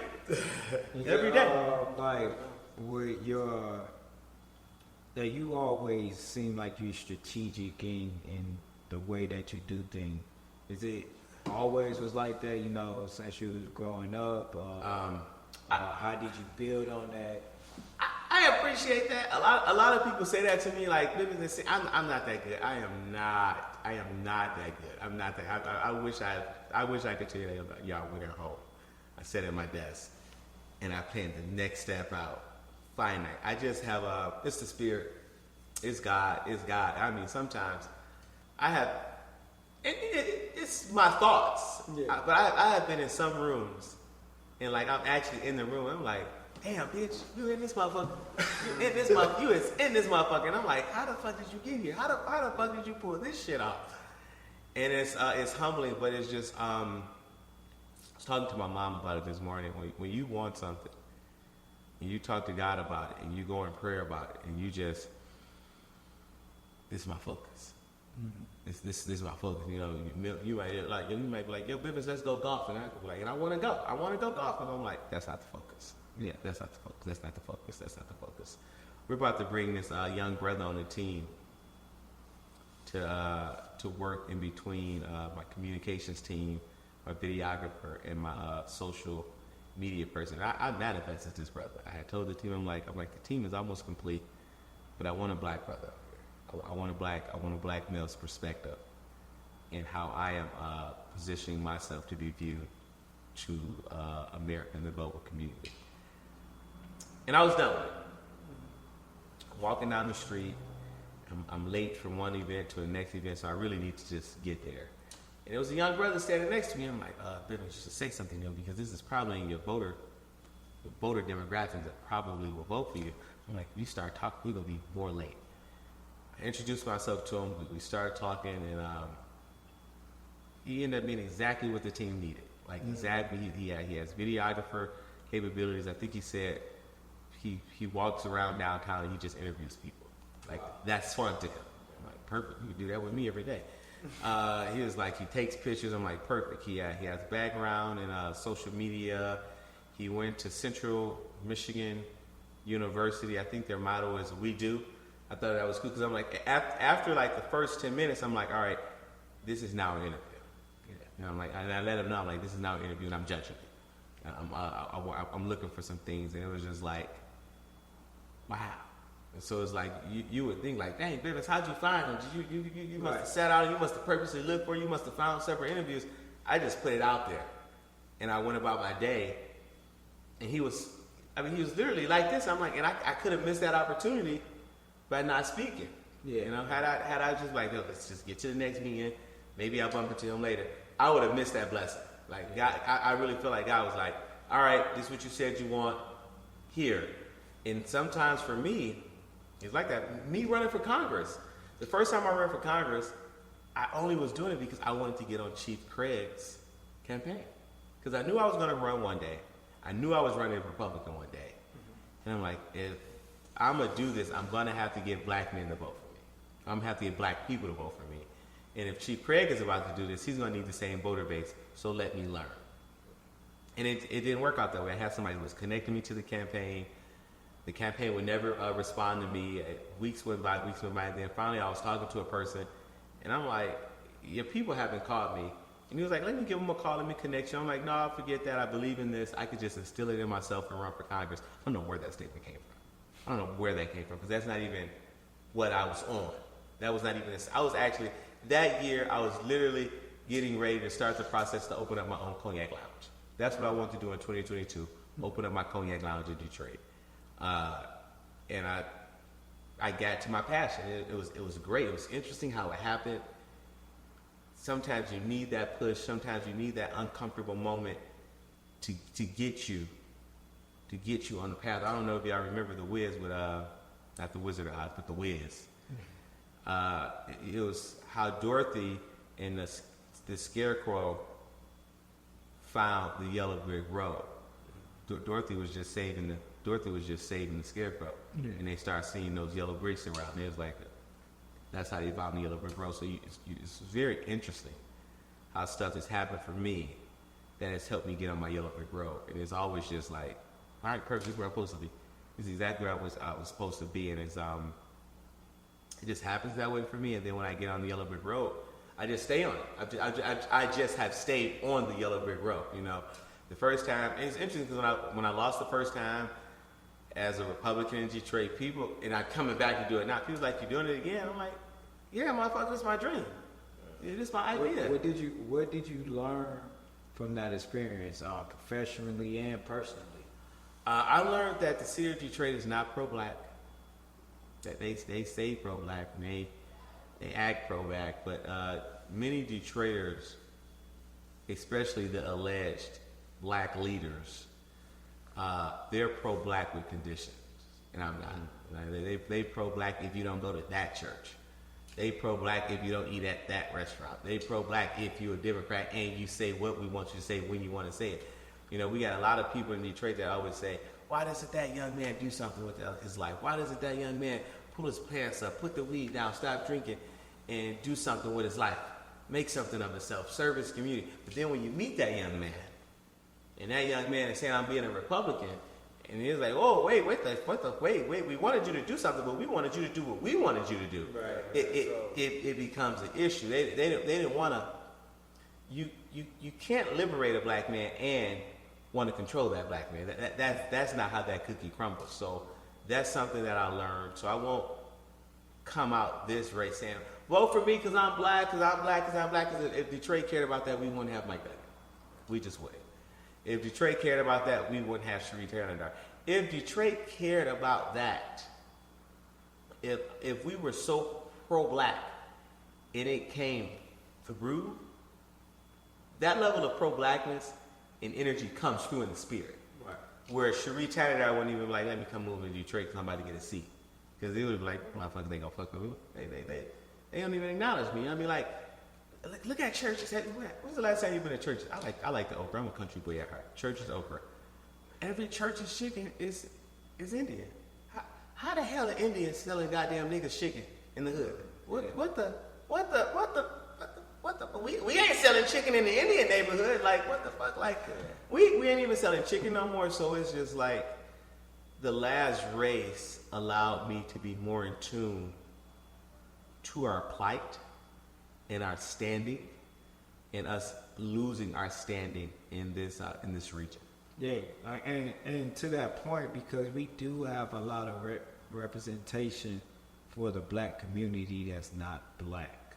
Yeah. Like right now, like especially on the political side, speaking on behalf of the black community, the black culture, saying the things that they think or feel that we need or want, and then you also can see that they might have a black steward of the community on the right side of them, but it's nothing better than having that black person that we pick, that we vote for, that represent us, that's gonna speak on our behalf, that's gonna fight for us, that's not only know our issues, but I have faced these issues as well. Yeah. I have the cousins. I experienced it personally. I have the family and the friends, and I think that's what we're missing, because if we don't have that in politics, this is my perspective, we don't have that in politics, then it goes back to trickling down to the schools, it goes back trickling down to business. Now we are accepting to be in the room but not seen. Yeah. They use you to get in the room, but then they're not really propping us up, and I'm aware of that.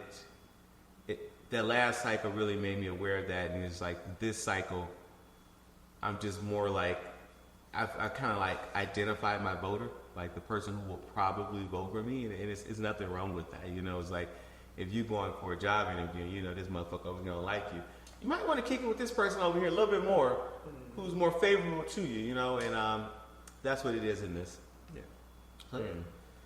And two, how can people follow you and stay up with you and everything? Bivings for Congress, Bivings for Congress.com. Okay, so we wanted to make sure we get that. Now, before we do the part, I do want to run down some questions, and I want you to pick one of these. Okay? All right. So we're doing pick one. Pick one. Yep. So if you had to pick one, what keeps you motivated? A personal mantra. B, an influential mentor's advice.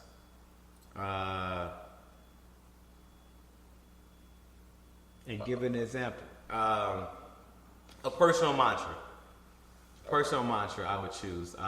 One personal mantra I have is from my dance professor at Howard, Dr. Sherelle Behrman Johnson, rest her soul. She will always say, don't be no punk in your process, and don't be weak in your pursuit. Sometimes when I'm in the moment, I might be driving, I might be sleeping. I'm like, don't be no punk.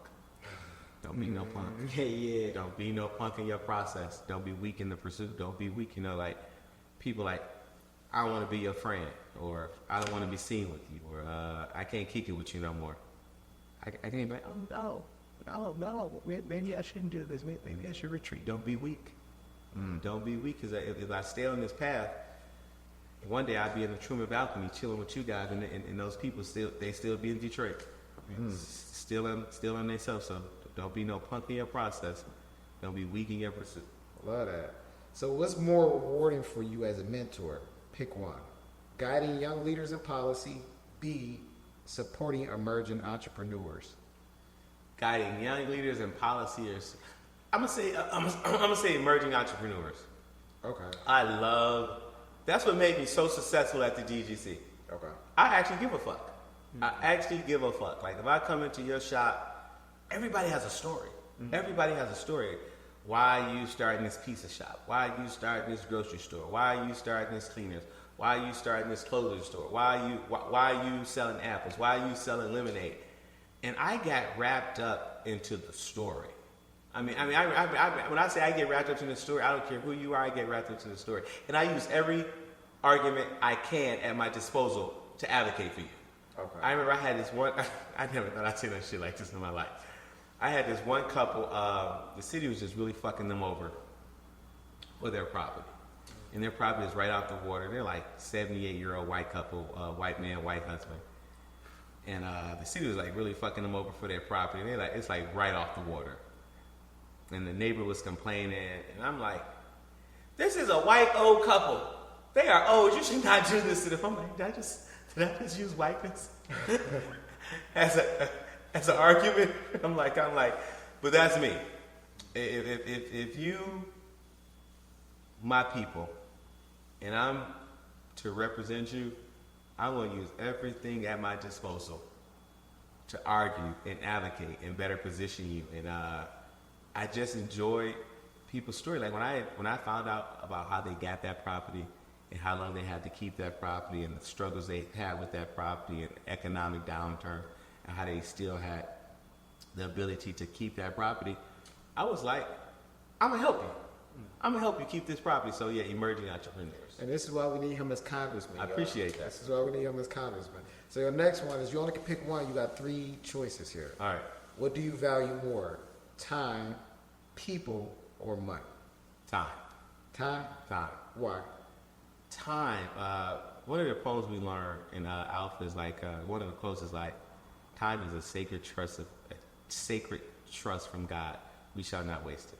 Time, we shall not dissipate it. It's time is we can't get that back. We can't get that. We can get money back. We can get relationships back. When it comes to Detroit's history, who is more emblematic to you?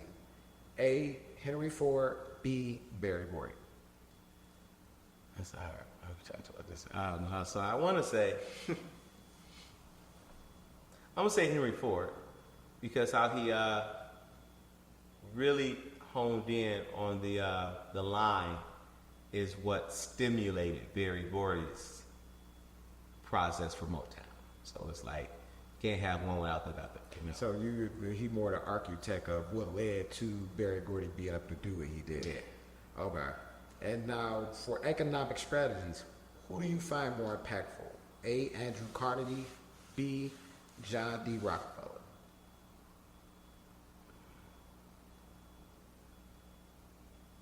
I'm gonna say the Rockefellers because I think even to this day the Rockefeller money is longer right now than the Carnegie money. So they was like a little bit more implemented about it. They were a little bit more prudent, more strategic.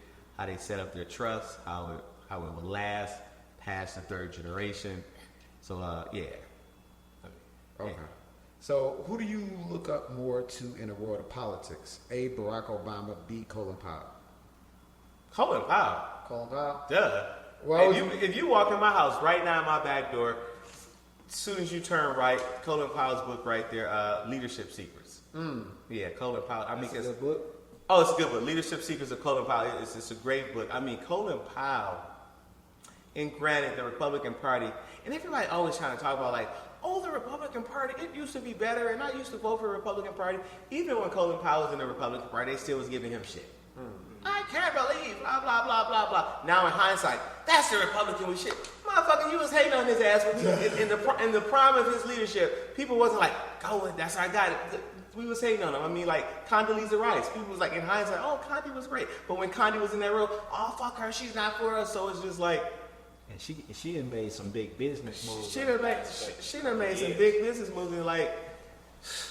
But yeah, Colin Powell for me over Barack Obama. Okay. So for political strategy, whose approach do you favor? Franklin D. Roosevelt or Ronald Reagan? What? Oh my God! Come on, where'd you get that question from? Franklin D. Roosevelt or Ronald Reagan? I'm gonna say Ronald Reagan. You gonna say Ronald Reagan? I'm gonna just say Ronald Reagan. That's okay. Where'd you get that question from? That is Eddie. All right. You didn't like that question? That was interesting. Okay, so these are some open-ended questions right here. So I asked you, and you just let me know the first thing that comes to your mind. When I say community, what pops into your head? Us.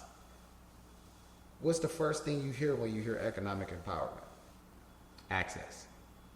Awareness. Only one word. Okay. Because people have economic access. So the city of Detroit has a really amazing business ecosystem. Like you could like, and some business owners have tapped into it. So they have been aided from like, hey, last night I had a dream of selling cookies, all the way to welcome to the cookie shop. They have tapped into the ecosystem all the way to completion, and that's because they knew about it. It's somebody else on the same side of town that wanted to open up a cookie shop, but they just are not aware of the tools available. And I don't even know how we could do that. I remember sometimes you tell people about stuff, they're like, I don't know, but I'm like, this your house is a fucking billboard right there that says business help. I'm like, how the fuck you miss it? Like, you can see it from your porch. So it's like, I don't access the capital. It's good in theory, but in actuality, people being completely aware of the system. Like, no, I mean, First Independence Bank has an amazing loan program. Hit up First Independence Bank tomorrow, where if you're an emerging entrepreneur, meaning 0 to 2 years, if you have your EIN number, a decent credit score, I'm not at the bank anymore, so call them, but a decent credit score, you can loan up to $200,000. It's a few more things to it, but many people don't know about that. And if you're like at a business for 2+ years, you can loan up to $250,000. So like First Independence just has that money there because it's literally designed for that. Not many people know about it. Yeah. So it's like, hey, we got this money, but all right, cool. I don't know about it. What the fuck you saying? So access to capital is, when I think of that, I really think of awareness. Okay, I like that one. When I say leadership, what's the first thing that comes to your mind? Lonely. Loneliness. Okay. Can you leave us with a quote for today? A quote for the day. And a book to recommend. You can recommend a book first. And all then right. a quote. Book and a quote. A book that I do like is The Alchemist. Alchemist. I was just thinking about your journey while we was talking today. It definitely have a lot of connections with the alchemist. Like you seem like you follow the almonds, the blessings of your life. Like I don't know where this might take me or what this is, but I definitely know it's better than what this is. Just like Cody, into the dance community and all like that, even all the way up to Howard. I don't know where it's gonna take me, but I know it's better than here. Man, and as it manifests, I can see where the dots are connected. And go on it. Lean into them dots. So The Alchemist is, when I read The Alchemist, that was a book that I just couldn't put down. That was like one of the first books that I just could not, I'm like, what's going to happen? Is he going to, I'm not going to tell you, but like, it's good. Check out The Alchemist. And then a quote that I'll leave you with. It's from Rudyard Kipling's poem, If. It is, trust yourself when all men doubt you, but make allowance if you're doubting too. You got to trust yourself. It's lonely pursuing an idea. It's very, very, it's almost unnaturally, humanly lonely, because it's like we're mammals. And when you're pursuing a thought that is not seeable or touchable, it's lonely. So be prepared to be alone, but you got to trust yourself. And I love the part, and I always emphasize all. When all men, that is 100% totality. Just go after what you want and do you. Yeah, before we end, just 2 questions, because like me and Angelo, we know you a lot closer than the audience and the people that's viewing. But what are some of your attributes that you can tell the people about that you start putting it into like your political campaign professionally, that people should know more about you, the person that they're getting, and then why? Like, why you? Well, I'm a Detroit boy. I'm a Detroit boy at my core. I would rather a backyard barbecue and a spades table any day. I'm gonna outwork you. I'm going to outwork you. I'm a Detroiter. I'm a worker. I'm gonna figure this shit out. If you back me into a corner, I'm getting out of it. I'm gonna get out of it. You're not gonna even realize I'm out of it. And when you realize I'm out of it, it's gonna be too fucking late. And I love language. I love diving into a piece of policy and seeing the flaw. I love working with small business owners. I love the youth. You know, like the youth are the the future. Arts education. I know it was because of dance at Cody High School that helped me get disciplined and grounded to be able to get on my path.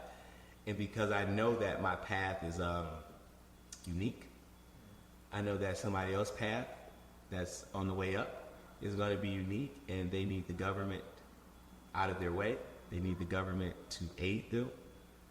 And I know that.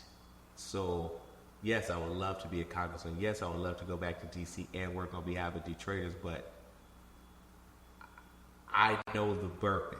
I feel the weight of people. So if you talk to my former business owners, they will tell you that Bivings solves the issues. Because it's like, if you tell me your issue and your concern, I'm going to take it very personal to deliver. A lot of my business owners would say, jokingly, they were like, hey, I just pray to God and I call you. And I'm like, whoa, that's a lot. Yeah, it's a lot. But I take that burden seriously. And it's almost kind of like my reputation. Like, get it done. All right, cool, bet. And even something simple. One of my friends in D.C. had another friend that passed away. And apparently she went on Facebook, and she and I had a mutual friend that she was trying to get in contact to let the person know about it. She just reached out to me at 1 o'clock in the morning, sent me her picture. And I took it very serious of finding that person's number and connecting her. It's something just as small as that to, I don't have funding for my house, or I don't have funding for my business, or I got to fire 200 employees because it is federal policy. It is serious. Representation matters. If you got somebody that's representing you, you should get it. And right now, we not getting it. So that's why me. So, yeah. All right. You gave us a lot of insight. So tell us one more time where they can stay up to date with you. Bivingsforcongress.com, Bivings for Congress.com. So maybe we'll put it in the link. I don't know if y'all can put it in the link, but Bivings for Congress. Check me out. Don't just immediately get lost in the hype and see Republican and dismiss me, because that's what your programming do. See your son, see your nephew, see your cousin, see your uncle, see your granddad, and be like, yo, I want to hear what this brother got to say, and I want to at least tell them my issues and see how he can address them. I look forward to interviewing with you, and thank you for your time.